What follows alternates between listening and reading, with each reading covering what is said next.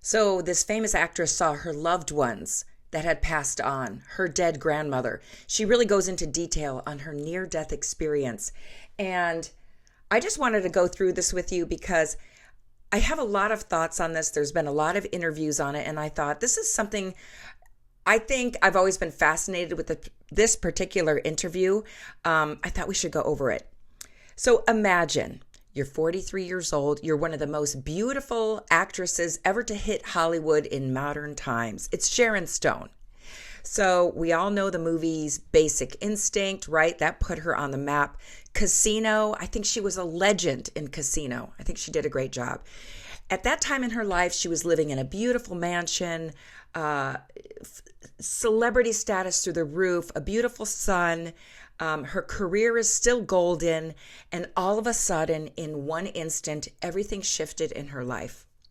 So she described it as a thunderbolt hitting her head, and she fell to, depending on which interview you listen to, one said that she fell onto the couch, the other one said she fell to her coffee table, and that she was able, one account says in her interviews, because I've watched all of them now, one says that she fell and didn't wake up until she was on the gurney in the hospital. Another interview said that she was able to call her best friend Mimi and say, something's wrong, help me. So, okay. And then I guess when she got to the hospital, she did have a subarachnoid hemorrhage. It's when the artery in your brain basically ruptures. And she claims that, and I'm not doubting this at all, that she was bleeding into her brain for 5 days. Another interview, she did say 7 days. Now, half of the people that go into the emergency room for this don't survive. It is an extremely critical situation when you have this occur. A lot of doctors will say there's like a 1% chance at survival if you have this happen to you. Basically, blood is just filling your skull. It's filling the skull, the face. It's going into the back part of you. And she does talk about that in her interviews. She then does say that immediately she felt herself being pulled up and into a very bright white light. And in one of her interviews, she says that she saw past loved ones. She saw people that she was close to at the end of their life. And on the original interview, which aired on Oprah, which was from the still shot I put at the beginning of the video. Here, I'll bring this over.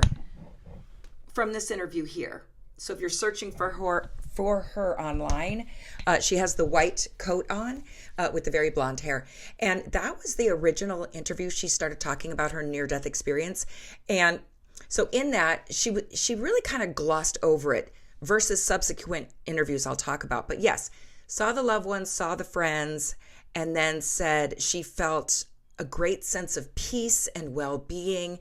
And she did say that death is so close to us, it's just like a breath or a whisper away, and it's a very safe place. So I think that those were the most important parts of that interview. Then she was on another interview with on Oprah. It was the Super Soul Sunday that Oprah does. And this was during the COVID years when we were locked down. So I'm going to say about 4 years ago this aired. Now it's interesting because on that interview, she does go more in depth on the account. She does say when she was in the hospital and it was at night, she saw her dead grandma appear at the end of her bed and that her grandmother told her, don't move your head, because she was talking about how her vertebral artery is what tore.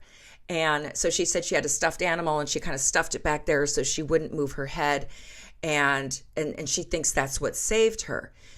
And I think it's interesting that she never mentioned this on the original interview. I have thoughts on that. I do believe because the original interview was 2001, I believe. And it could have been later because the incident may have been, her stroke, I think, was 2001. I think the Oprah interview was probably a couple years later. I'm not exactly sure, but it was greater than 10 years ago.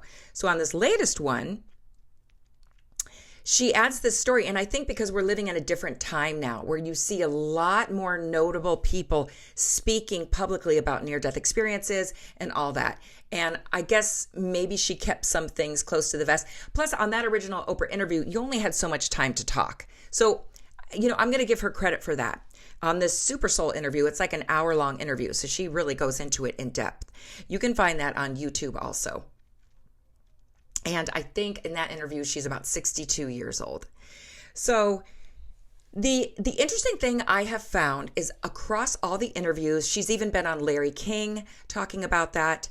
Her story of going up into the light, seeing her past loved ones and friends she was close to when they were getting ready to die has remained completely consistent.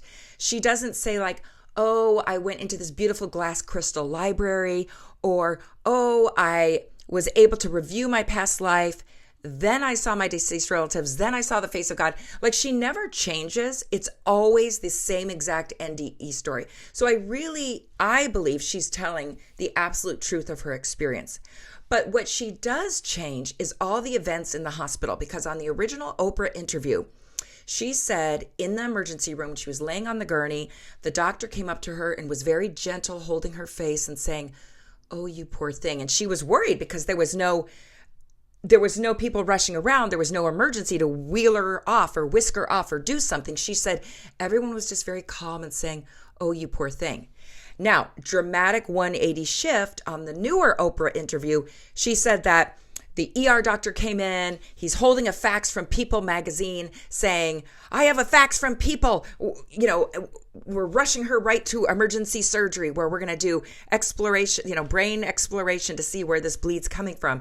And that she was flipping out. She sat up on the gurney and she said she was naked. Her behind was sticking out, and that she was yelling to the doctor, you're fired. And that, they were trying to rush her into surgery and not explain what was going on. And everything was happening too fast. Bizarre, because on her original interview, it was the exact opposite type of story. And she's an actress. She's a storyteller. Like, I get it. Like, you want to embellish stories to make them more interesting and all that. But like, there has to be the main truth. And so all I'll say on that is, I think as the years have passed, she may have embellished things, maybe remembered things a little differently, but her NDE experience has remained the exact same. In every interview of hers I've watched, the NDE story itself is exactly the same. She just embellishes what else happened in the hospital. Who was standing around her, how they acted, the emotions. And I do think your memory remembers traumas. And if a doctor said to you, like, okay, we're going into the ER, and you're really scared, you may be hearing it like, oh my gosh, we're going to the ER now. Like, I think your brain can kind of, in memory, turn other people's reactions into something kind of that wasn't. I'm going to say that. So I think when people are a little skeptical about her NDE story, it's because the story has changed over time.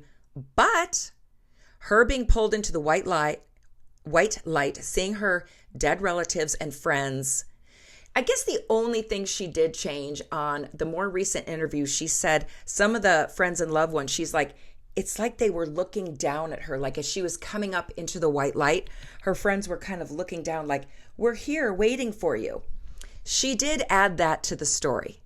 I don't think that's much of a change, because she did say that she saw them and maybe just didn't go into as much of a detail. But I do believe her account, because as much as you may love or not like her as a celebrity, Sharon Stone actually has done a ton of charity. She's donated so much money and time for the cause of HIV and AIDS and helping children. She adopted 2 children and then has her own biological son. And I may not agree with everything she says and talks about, but I do believe the NDE changed her for the better. I think she's become more grounded. She does talk more about her past. I guess she underwent terrible abuse at the hands of her grandfather. She talks about it in her latest book. But it's really an interesting analysis in the NDE of Sharon Stone. I do believe her account. I just think over time what happened in the hospital, the story gets bigger and bigger. But I do think it's a true account. Tell me what you think below. Again, not about her personally, but just about the story, right? Isn't it interesting? Okay, thanks for being here, everyone, and I'll see you on the next one.